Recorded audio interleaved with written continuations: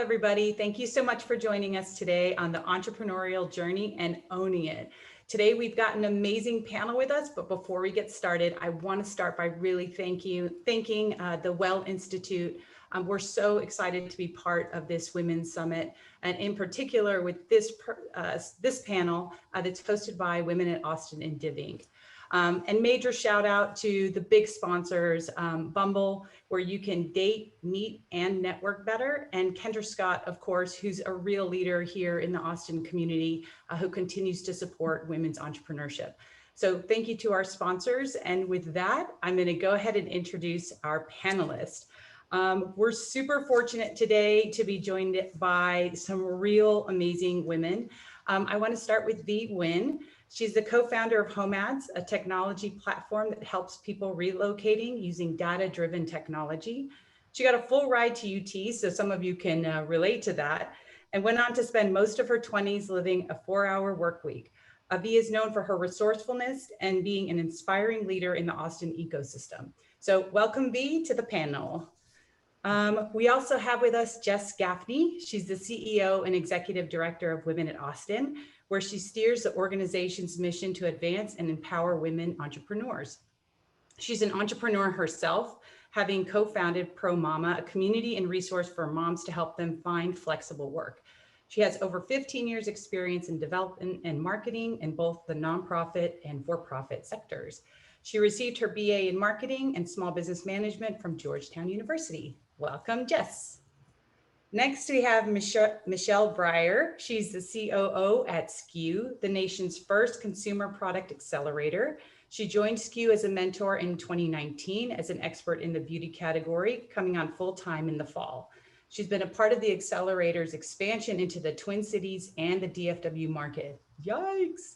Named one of the 50 most influential people in the multicultural market by Women's Wear in 2015, Michelle is a visionary entrepreneur who took a personal frustration over her curly hair and built it into Naturally Curly, the largest social media platform for hair. So welcome, Michelle. We're so glad to have you. And finally, Janice Omadeke is the CEO and co-founder of the Mentor Method, an enterprise platform helping companies keep and develop their diverse talent using the proven power of mentorship. Using a double-blind algorithm, the Mentor Method is closing the opportunity equity gap in the workplace. Now, if I went on and on Janice's bio, there's so many awards in it. I just picked my favorites. Janice is a 2020 Austin Under 40 nominee and winner of Div Inc's Champion of Change, Diversity Champion of the Year for the City of Austin. She's been featured in Forbes, Entrepreneur Magazine, and she was a subject matter expert at the 2016 White House Summit on Building the Tech Workforce of Tomorrow. Are you kidding me? We're so excited to have you, Janice. It's amazing to have just such an astounding group of people joining us today. So we're going to get started. My name is Blanca Lesmes. I'm the CEO and founder of BB Imaging. We're a healthcare company here in town, and we're focused on making care more accessible to women. And we are one of the sponsors of today's event. So I feel especially privileged to be here today with you guys. So for our panelists, we received some questions from UT students, and we're going to kind of round robin some of these so we can try to get some perspectives from your different perspectives. And I want to jump right in. This question is, as a woman and entrepreneur, how do you keep yourself motivated and driven? There must be plenty of times when it feels that like the world is against you, that there is no way that everything is going to get done. What is your advice on how to overcome this stress and continue to commit to your endeavors? I think this question is really great given the times. Michelle, do you want to start us off? Yeah, that's a great question because when I started my company, I had actually, I was trying to get pregnant. So I was right in the midst of starting a family. And then Naturally Curly really took off when I had a toddler. And it was very hard to juggle. I mean, I was traveling a lot. I had a young child. And I would say that if you're a true entrepreneur, you're a juggler, you're a multitasker, and you find ways to make it work. I I'm not going to say that you don't make sacrifices along the way. And sometimes you feel as if, are you making the right sacrifices? But, I feel like in the long run, when I have conversations with my daughter now, who's 20, she says, you were a good role model. Like I learned that you could, do a lot of things. You can be a mom, you can be, you can be a wife, and you can start a company and be a kick-ass entrepreneur. But it's not, I'm not going to lie and say it's easy. Sure. Jess, do you want to follow on to that? Sure. I mean, I think it's such a good question because I think being an entrepreneur can be one of the most, beneficial experiences of your life, but also one of the hardest. It's, to me, I feel like motherhood and entrepreneurship are like the two hardest things I've ever done, but also the most rewarding. And I would say for me, what helped keep me motivated was really thinking through what my core values were and making sure that what I was doing was aligning with them, because that was the most energizing to me, because I could always go back to that and say that this is really what is something that I want to accomplish in my life and how I want to live my life with purpose. And that has always helped me. And I would also say breaking it down into a day-by-day task list sometimes makes all the difference. Like you can do everything, right? And you can't do everything. So, breaking it down to like, what do I need to get done today? And then feeling accomplished about that is, I think, has always been really helpful to me as an entrepreneur and now as leading a nonprofit organization, for sure. So V, you're in the thick of it in the startup world. What's keeping you motivated these days? I think it's really important it's always important to have founder friends, right? It's even more important to have founder female friends that are in different parts of their life, because some people get it. So like I am stepping into a role, like the stepmom role, in several months, right? And that's really new to me. And kids are new to me and like all these things. And then because I'm used to being able to take a Zoom call and not have distractions or have focus time 24/7. And then immediately with this was really difficult for me. And so being able to talk to other female founders that are in different parts of their life really helps me understand like, oh, this is actually pretty common. Or, don't beat yourself up that you weren't as productive because, you had to help them with their Zoom calls. And, I kind of get the best of both worlds because, I'm not with them 24/7. So that's helpful, but I'm getting a glimpse of what you guys do and just a small glimpse. And sometimes I just think like, I have no idea how that even happens. But yeah, the support of friends. Fun balance, V. It's a fun balance. Yeah. Janice, I'm going to have you chime in here. What's your advice on how to overcome the stress and to continue to commit to your endeavors? It sounds like you've really been on this pursuit yourself. And how have you done it? Yeah, the way that I've done it has been always remembering the bigger why. Like, why is this something that I care about? Why am I willing to sacrifice nights, weekends, my entire life essentially for the mission of the mentor method? I think with any business that you create, there has to be something behind it. Otherwise, when you do lose steam, you may not return back to the business. So for me, it's remembering that, this is a vehicle to change the lives of thousands of underrepresented professionals in their place of employment, change the way in which leadership perceives up and comers in their places of employment and how these diverse professionals are getting those resources poured into them. Also, I think it's important to be married to the problem and not the solution as much, so that as the market evolves and as things change, as I'm sure we've all seen with COVID, you're still in the game and you're still excited to wake up almost every day to tackle the challenges of your business, because you're adapting and you're still making sure that the problems that are now present today are sustainable to help you continue capturing more of the market for tomorrow and beyond.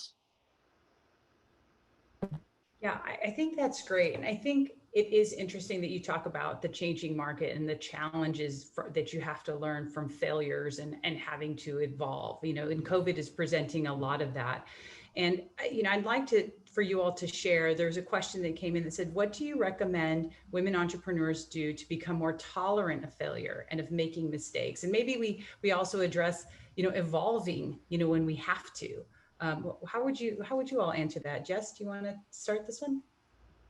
Sure.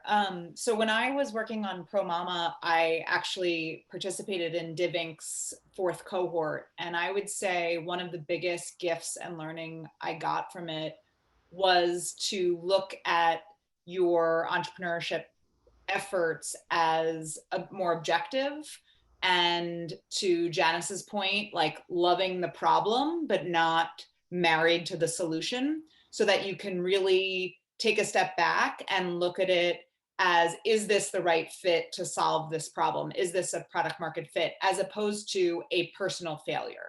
I think early on in my career, I tried to start a couple businesses that didn't work out, and there was a lot of shame around it for me.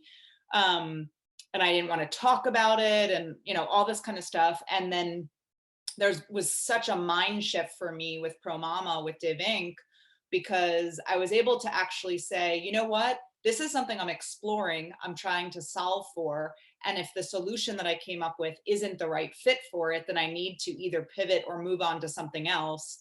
And that is a very different way of looking at things. And you don't have to take on that emotional toll of, I can't succeed, I've failed, all that kind of stuff. Like, no, you actually looked into a problem, and then the solution you came up with isn't the right solution. So you can continue, with your journey to solve something else. And it makes a huge difference too, when you're talking to others, and how you inevitably, looked at it as a learning experience.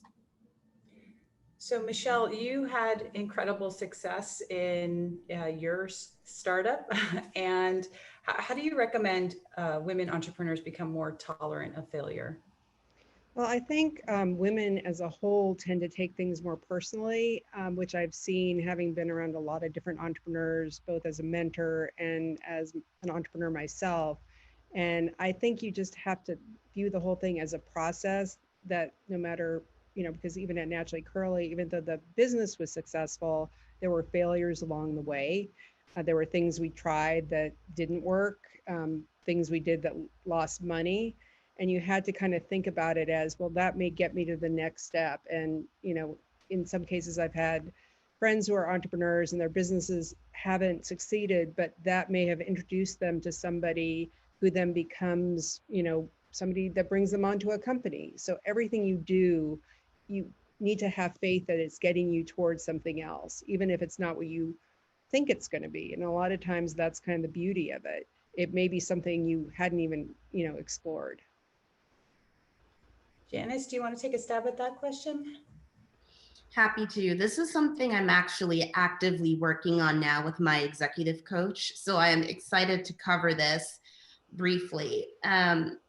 So with my executive coach, I explain to them that I can be very hard on myself for mistakes, or if the deal doesn't close just right, I can internalize that.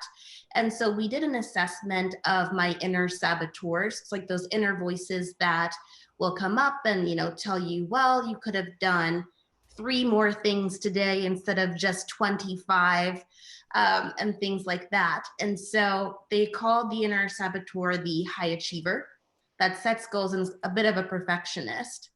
And so what I do now when I hear that, high achiever saboteur in the back of my mind, when I want to be more tolerant of, say, making a mistake or a failure, it's really more about finding the gift in that situation and how this will help me move forward with other opportunities or further along in my career. Also, I think it's great for women to remember how they talk to a really good friend, right? Like, we have those good friends that will come to us, tell us something that's going wrong in like their business or careers or life or whatever stage they're in.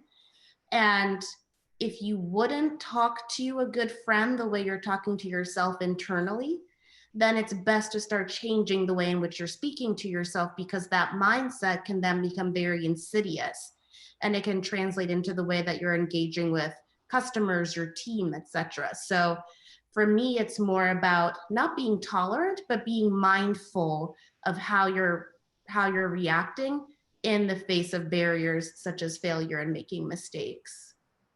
Wow, that's awesome. V, would you like to take a chance at that one? For sure. Janice, I think we may have the same executive coach, because my exact same one, I did the same thing too, although had obviously different saboteurs. So the kind of generic response would probably be the whole growth mindset, fixed mindset, right? It's a lot harder to be hard on yourself if you have a growth mindset and you just kind of think, hey, maybe I didn't work hard enough, versus I'm not that great, or I'm not that smart, right? Very, kind of generic response to that. I think the more personal response to that for me is, I've always been very much the overachiever, valedictorian, all this stuff. And I felt that as an identity. And so when I got into startups, it was totally out of my comfort zone. And it's probably because being in a startup, you aren't just book smart. You aren't like, I was socially inept, honestly, for it, right? And so I was really, really uncomfortable with a lot of things and beat myself up for it. But when you think about kids, right, like the first time they learn something, it's really hard for them, and they hate it. And then they think it's like the worst thing possible that they got something wrong. And then once you get a little bit more experience, you realize, oh, that actually wasn't even that bad.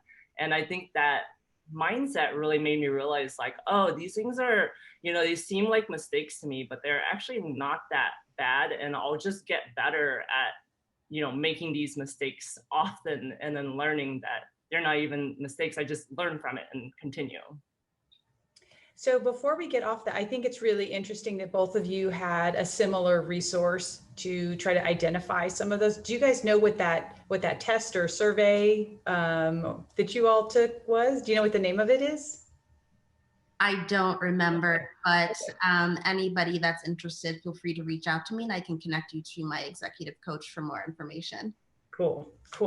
I want to kind of stay on this, and V, I'm going to stay with you for this question, because I think it's really interesting. And, sometimes there's a lot of webinar information and it doesn't get real. And I appreciate that you guys have brought some kind of vulnerable topics. When you start talking about, what you're having to learn from executive coaches, and that we do have room for growth. I think that's really what younger women want to know. What was the difficult part of the journey? Like, what do I need to be prepared for? Because if they don't hear this, sometimes they get to that point and then they're like, what's wrong with me? They all had beautiful bios and they knew what they were doing and all of that. And it's like, all of that came with a lot of work, and bumping your head against the wall and getting back up and doing it again. And so I love this idea, Janice, that you mentioned, that we need to speak to ourselves as if we were speaking to a friend. I know that's something that, when you said that, I was like, yeah, that would be good if I did that. Because I think sometimes we can be our harshest critic, especially women like ourselves that are operating at a very high level, trying to make this happen. So my next question would be not one that's been submitted, but I know one that is a curiosity. What would you say to your college age self? You're a junior or senior at your university. What would you tell yourself? So it's interesting, because I've been reading through a lot of books that it probably has to do with your personality, right? Like, if you're super high strung, you probably have to learn to be, chill out a little bit, and vice versa. I'm obviously the high strung side. And so I've been reading The Subtle Art of Not Giving. I don't think you can say the F word here, but that is one book. And the antidote is it's a happiness book for people who hate positive thinking. And I love it is because I've always been the other side, where I loved all things happiness, all things positive.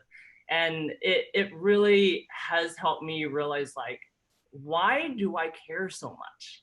And it's not saying don't do everything. It's just, there's so many things you should stress out about. And so looking at college, I studied all the time, and I actually didn't make a lot of friends.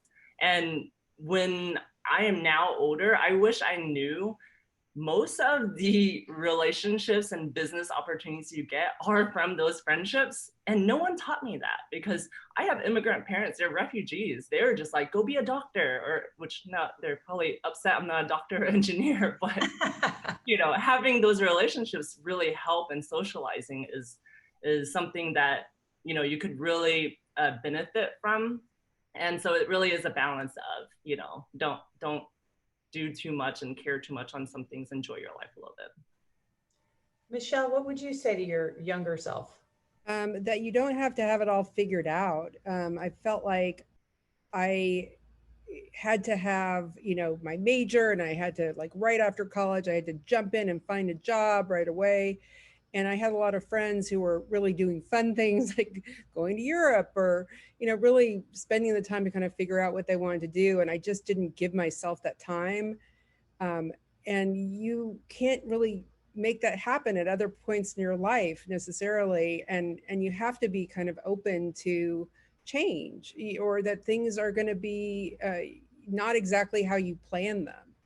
And I think it took me a while to figure that out. I wish I had known that earlier, because I would have had more fun with the ride. And it has been a ride. It's been a roller coaster sometimes.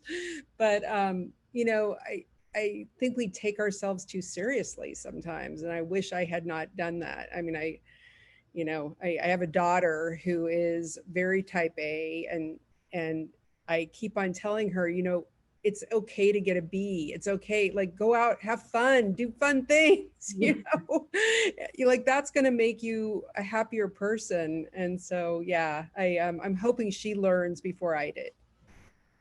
Very good. I have a daughter and can totally relate to that. Janice? Sure. I would tell my college age self that over the next 10 plus years, which is humbling to think about now how much time it's been, but over the next, 10 plus years, you are going to change minimum 100 times, whether that's personality, location, friend groups, career path, passions, partners, etc. That period, especially in your 20s and early 30s, is just like this pressure cooker of trying to understand who you are in a space where everybody else is trying to figure out who they are. And just be open-minded to, what comes to you. Be open-minded about the journey to where you'd like to be, and be flexible in that. So for example, I had no idea that I would create the mentor method when I was in my early 20s studying graphic design. I had no clue. And if I hadn't stayed open-minded when I had the idea for the mentor method in my late 20s, then I would have just stayed on the path career-wise that I was already set on. So I think I would just encourage myself and other young women that are early on in their career stages and in life to just be open-minded, because there's so many gifts that come to you when you're just open and available to adapting to change. Jess, I know this feels like it was just yesterday, but it's been a little bit. What would you say to your younger self? It does not feel like just yesterday. It feels like forever ago. Does it? I think when, I have 2 young kids, and so that makes you feel like it was a very long time ago to have all that freedom. No, but just to build off of what everyone else was saying, I remember feeling very envious of my friends that had a very direct line to success. Like, they wanted to be a doctor, and they knew that going into college, and then they studied medicine, and then they went to medical school, and they just had this like laser focus on success. And I think being an overachiever, you kind of need that North Star. And then when you graduate college, it feels like you're just floating in space if you're not 100% sure of what you want to do and what success looks like to you. So for me, I would say looking at every opportunity, even if it's not the right fit as part of your journey, is a really good thing. And I'll give an example. So my first job out of college, I worked in fashion. I worked at Burberry in their corporate office in New York City. And I thought I wanted to maybe be, start a fashion company. And now it's like, so far away from that. But I, when I left Burberry, I was like, I just wasted the last 3 years. Like, I don't want to do this. What, like I should have been doing, something else. But then when I look back, like Burberry had such a standard when it came to their brand and their style and, how they did things at from their store level to corporate wise. And I've taken that with me, throughout my journey, that kind of standard and level of excellence that they tried to achieve. And that was like one piece I could take with me. And I think that just looking back, it would have been great if I thought of it that way instead of like frustrated that I didn't choose the right path immediately. Awesome. We're going to switch gears just a little bit because I have a couple of questions from students asking about working with men. And so one of the questions, do any of you all, have you had a male co-founder? Oh, no. No? Okay. Then we'll switch this question up just a little bit. One of the questions is, have you learned anything interesting by working with male coworkers in your organization? Michelle, jump in. It's so funny. At Naturally Curly, we had a lot of estrogen initially. It was all women. And I actually think it helped us to have a few men in the mix because I don't want to, there was a lot of emotion. And I don't want to stereotype, but women tend sometimes to take things emotionally and personally. And it was interesting to see men just, at least the men we worked with, it was just very straightforward. Like, this is where we're doing it. Oh, you don't like the fact I did it this way? Okay, fine. And it was a very different response than I think sometimes women had, so I actually think it helped balance out. I mean, we're talking, there was like 25 women and 5 men. So, but yeah, so I actually think it was beneficial to have some men there, just to, to balance it out a little bit. Mm-hmm. V, what's your thought? You're in a pretty male dominated industry. What does your team look like and what have you experienced? Yeah, I actually started out with a female co-founder and then now I have 2 male co-founders. So it's definitely see both sides of it. And Michelle, I agree, it can be very emotional, not stereotypically, because I do have like other friends I started businesses with that are more or less emotional. One thing that is interesting, Janice, is my 2 top saboteurs was hyper-vigilant and hyper-rational. So like I'm always watching for problems to come out, but then I'm also extremely logical. And so I don't, like my 2 co-founders now, just the easiest conversations. We're very, very operations-based, technical. It really, I've not fought with any of them versus, it was a lot more personal with my first one. It may just be with people. You choose different people that work well or don't work well. The same for marriages, right? So I think it's been nice, but I like the combination is because I do see that they stereotypically say women have higher EQ. And I think that's actually very true. An example is like, let's say Bob comes in and is underperforming and most people are like, okay, well, you're not doing great. You're not turning your deliverables, like, give me whatever next week. Versus typically my first question is like, Bob, what's going on? Like, what, is there something I can help with? What, how's home, that sort of stuff. And I definitely see that happen a lot more often with me versus my co-founders. I'm not saying it's, better. It's actually nice to have the match in between with that.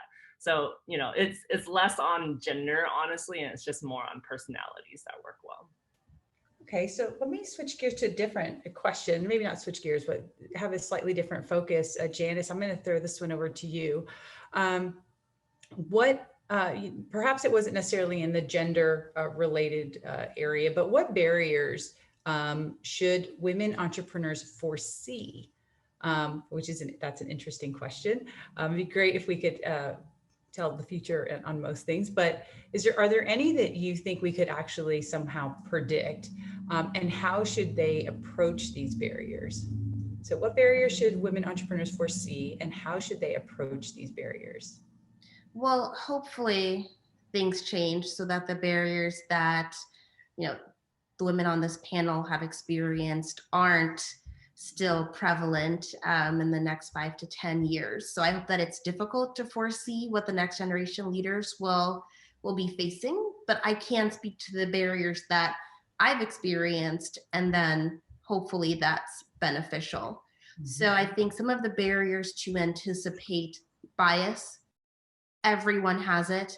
I have it, the panelists have, we all have some level of bias when we're interacting with other people. So be mindful that whether it's a male-dominated space or not, that bias does exist. I think a good way to mitigate that is just looking for advocates that can support your statements and are from other groups of people so that they're able to contribute to those conversations. Anticipate getting a different set of questions from investors. Oftentimes the questions given to women are more about how do you know versus giving you the benefit of the doubt and trusting that you are a market leader and an expert in the field in which you're pursuing. So come prepared with things to back up your statements and real data, as well as numbers and figures that support that when you're in a male-dominated space. I also anticipate being diligent about not accepting that bias and not accepting the stereotypical norms of what we're supposed to expect in a male-dominated space, and making sure that I refuse to unconsciously accept those norms, because that would then put me mentally and emotionally at a disadvantage when being a woman in a male-dominated space can actually be a superpower. As you mentioned, there's that emotional intelligence that we're just gifted with. I think that we see things differently. There's that diversity of thought that comes from being different among a group of people. So I anticipate some imposter syndrome still being prevalent, as it's been since the beginning of time. But I hope that we're able to start really leveraging what makes us different to help us stand out and capture more of the markets that we're a part of. Awesome. Jess, do you want to jump in on that?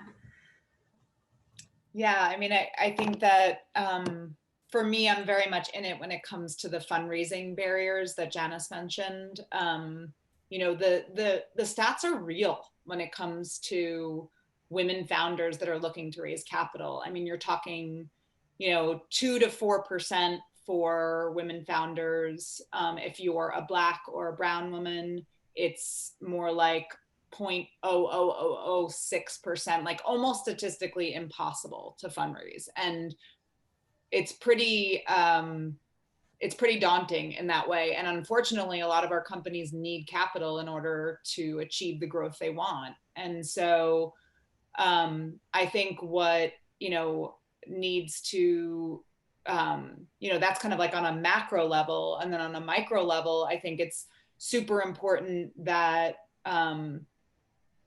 women founders, grow their networks like individually. I think that's one of the big reasons why they're not seeing as much capital. Men seem to be able to more easily grow their networks early on. So, if you're a student, start now.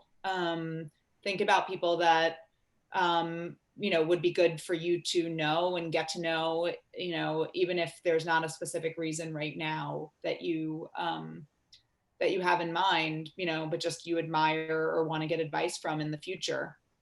And then I also think that, it's really important to also think about the types of investors you're going after, and because there aren't enough women investors out there. Mm-hmm. So if that's an area you want to pursue, that's a great opportunity as well, because it is pretty much proven that women more than men consider gender when just making investment decisions. And I think, you know, we're all human. Look, when someone's sitting across the table from you, you probably will relate to someone that looks more like you, and trust someone that looks more like you and can relate to whatever problem they're solving for more. And so it's important also to think about who you're talking to when it comes to your investment journeys. I think that's really important. Thanks, Jess. I know you all at Women in Austin just started a fund, so you're coming in with like some real expertise here. Yeah, I am in it. I am in it. We launched our angel network, and we are directly connecting early stage women-founded companies based in Texas with early stage capital, accredited angel investors. And I think it's pretty obvious, we're even seeing it already, that the women that are succeeding or, you know, have a lot more interest have already created these kind of networks and have really kind of thought through who would be a good fit for them too. That's awesome. I'm so just honored to know you and that you're one of the people who's really trying to make an effort to change it for all of us. So that's fantastic. V, I'm going to head over to you. Yeah, I was going to ask if I can chime in on that. Jess, yeah, thanks for bringing up the whole, the stats, which I think every one of us was nodding because we all really know it, right? And I was talking to a mentor, and one of the things he said was, you have to believe in the value of fundraising. And I realized I just haven't. I haven't been. And that's why I haven't been fundraising, is I was so angry. I was so angry because I was looking at the stats and I felt like this is completely impossible. Like, why the heck am I even doing this if statistically it doesn't make sense? And with some self-reflection, you kind of realize like, oh, well, I mean, you can always support any assertion with stats. So what are the stats that I have that make me actually more of a good opportunity, a good investment, right? Because I was kind of cornering myself into this, I don't see myself as a personality that victimizes myself a lot, but we all still do, right? All humans do. And there was a small subset of me that was like, I'm never gonna be able to do this. And I started realizing I was really unconfident in myself. And some of the parts that, second point to that as a woman is like, there's your environment, but then there's also your upbringing. There have been so many things that I have had friends that like minority men that would call me out on this, where he was like, hey, I'm connected to this venture firm and this, I'm buddies. I went to, business school with this person. And he's trying to introduce me to all these people. And I said, okay, well, let me get my product to, this is, and he was like, you realize that women typically wait until they're perfect. And then I was like, oh crap. Like I'm doing it, and I catch myself constantly doing the things that, we were taught as girls, oh, be humble, don't brag about yourself, or those things are, you're a grown ass adult and we still do these things, right? Like you got to check yourself every time. And so that's a big point or part of it for me. V, thanks for being so real, because I think like I'm listening to you and I'm like, I know that's why I haven't started. I mean, like, like we're on this panel and I'm like, this is why I agree. There's that, you're kind of anticipating it's going to be a no. And you're like, you know what, I better just get it perfect. I better just move it along farther. And so there's absolutely that. Michelle, what are your thoughts on this?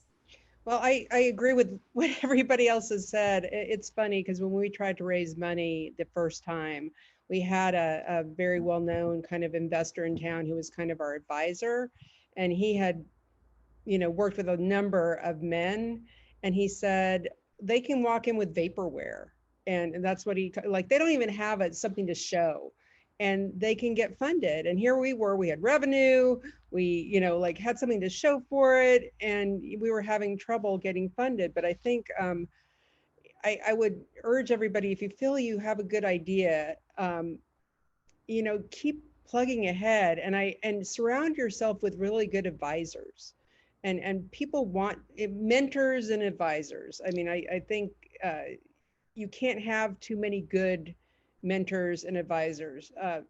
especially I think having female mentors is really important, who can kind of, and people who have been through it before. They've raised money, they may have had problems raising money, but they know like what you're up against.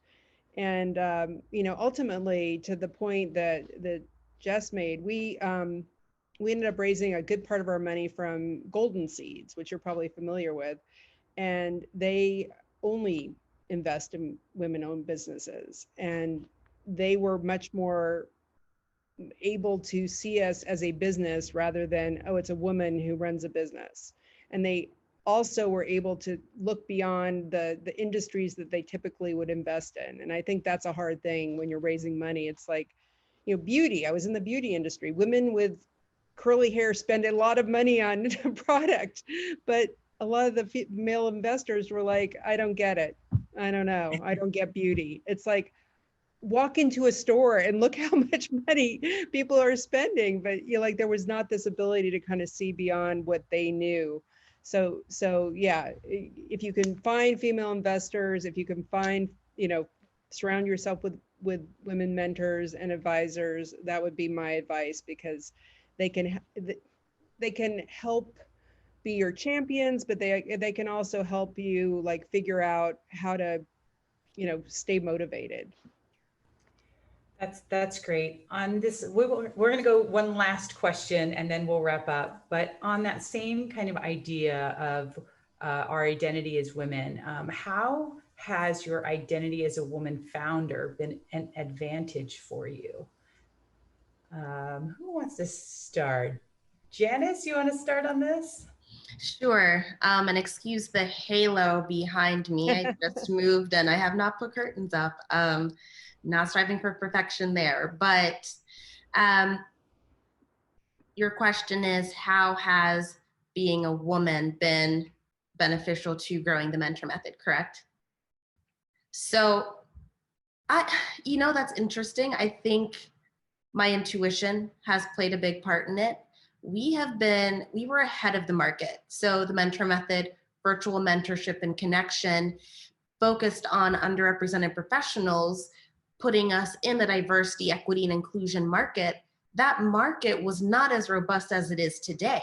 So I remember going in to pitch investors and actually having, I think within my first 2 or 3 slides, helping to define what is diversity, what is inclusion, why does investing in underrepresented professionals at work matter? Here is why we need tools like the mentor method in order to level the playing field, and almost becoming an adjunct professor in venture capital just to try to help us raise to continue expanding.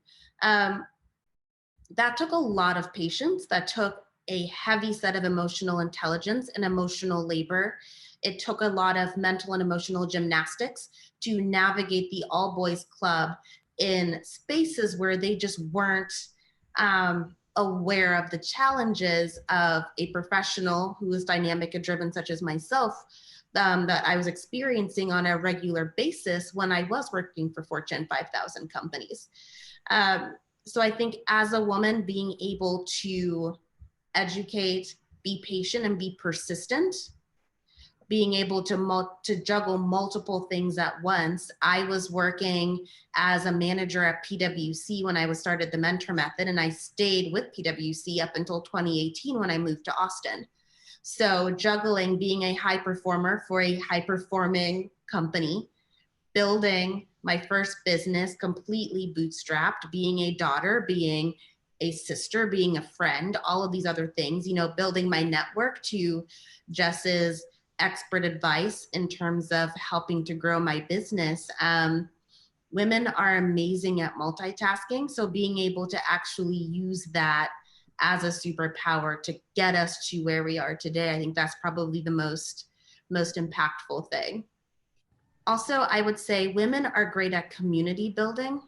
I also feel a little bad about generalizing women overall, right? Because just like not all men are the same, women are very different. So I do struggle with that definition a little bit, but across the board, women are great at building community, wanting to get to know other people, however you identify on the gender spectrum. And that helps when you're building business partnerships, when you're seeking collaborations with other people, and you're able to see different pathways to growth for not just your business, but other businesses that are in adjacent markets, so that you're all capturing more revenue and more opportunities by working together. And I think the fact that women are wired, most women are wired to build community and sort of grow a larger population around them is extremely beneficial. Fantastic. Jess?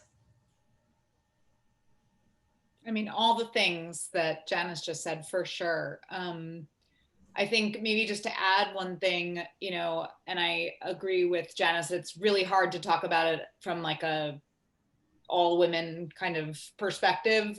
So I'll just talk about it from me. I think one of my superpowers is my emotional intelligence and empathy. And I think I use that a lot in my leadership style. I'm very human. I don't know everything. I like to, you know, pose questions democratically. And I think that when you are building, you know, your own business and your own company, or working, you know, anywhere for someone else, even, having those kind of skills really help along the way for many different reasons. It helps people trust you earlier on. It helps them feel heard. It helps them feel a part of the team. It helps them feel motivated. Like when I was bootstrapping Pro Mama and I had 4 different people working with me for free, you better believe that I needed to show them that they were valued, because I wasn't giving them a paycheck,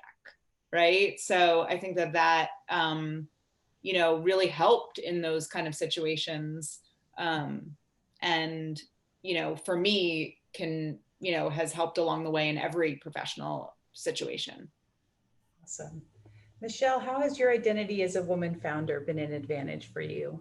Well, it's, I think as a person who wants to help other women, you know, like I don't know, when I was in my 20s, I don't know whether I had women who wanted to help other women necessarily. And I feel like it's our responsibility, and it's my responsibility to help the younger women coming behind me. And I devote a lot of time to not only my employees who I worked with at Naturally Curly, but to young women entrepreneurs, because I feel like that is some way of giving back. And I do feel like I have a responsibility to pass on whatever knowledge I have, even if that knowledge is don't do it this way, because that was not a good thing to do.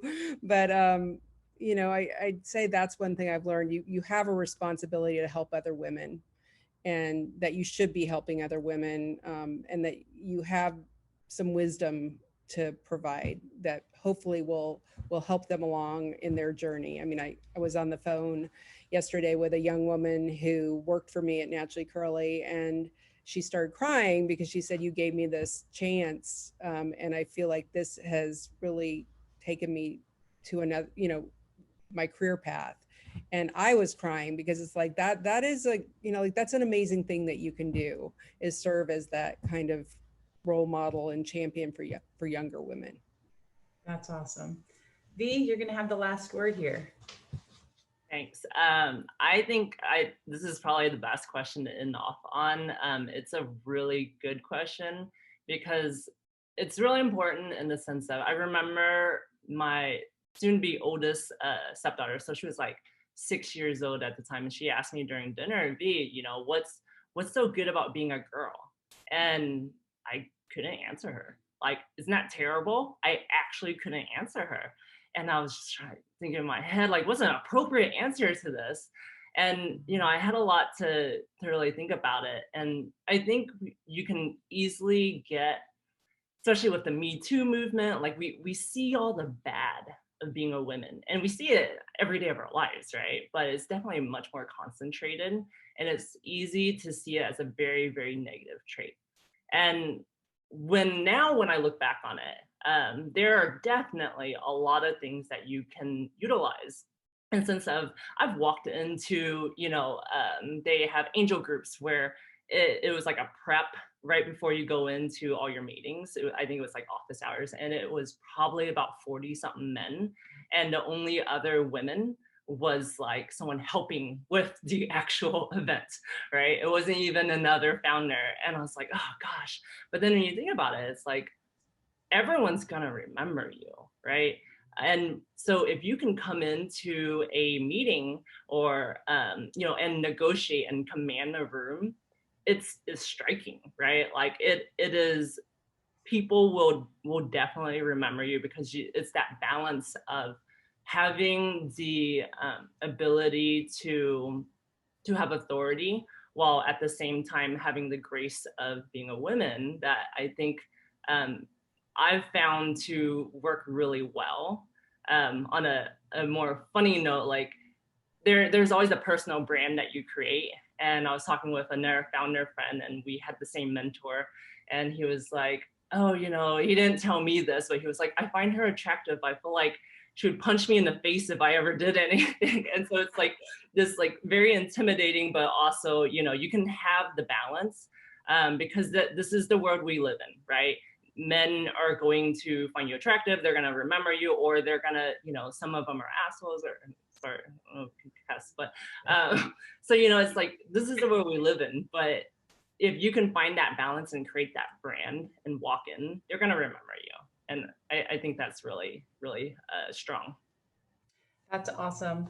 Well, I think I really appreciate you guys for sharing your stories. I think it's very inspirational and memorable, V, for sure. And then Jess and Women in Austin and Div Inc, thank you for hosting the event today. And again, support Kendra Scott here in town, guys. Get the glam Erie. There you go. There you go, Michelle. There you go.